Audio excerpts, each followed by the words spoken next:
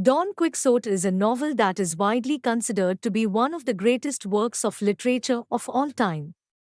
It was written by Spanish author Miguel de Cervantes in two parts, the first of which was published in 1605 and the second in 1615.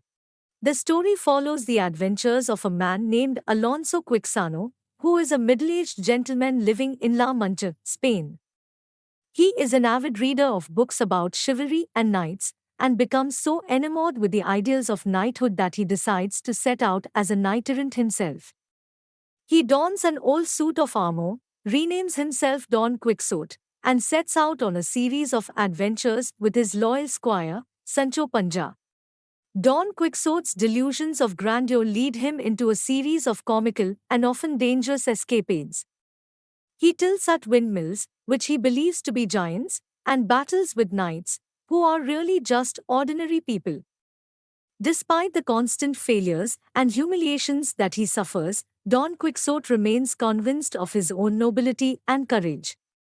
He is convinced that he is on a mission to right wrongs and to defend the helpless, and he is determined to prove himself as the greatest knight in the world.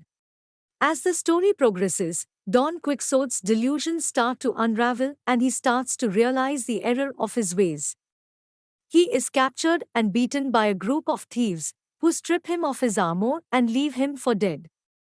He is eventually rescued by his friends and family, who take him home and try to help him recover from his delusions.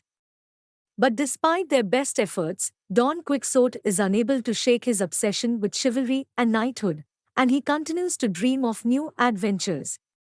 The novel is a satirical take on chivalry novels, a satire on the society of the time and on human nature itself. It is considered a masterpiece of literature because of its humor, its insight into the human condition, and its portrayal of a character who is both likable and pitiable. It is a classic story that continues to be read, studied, and enjoyed by people all over the world.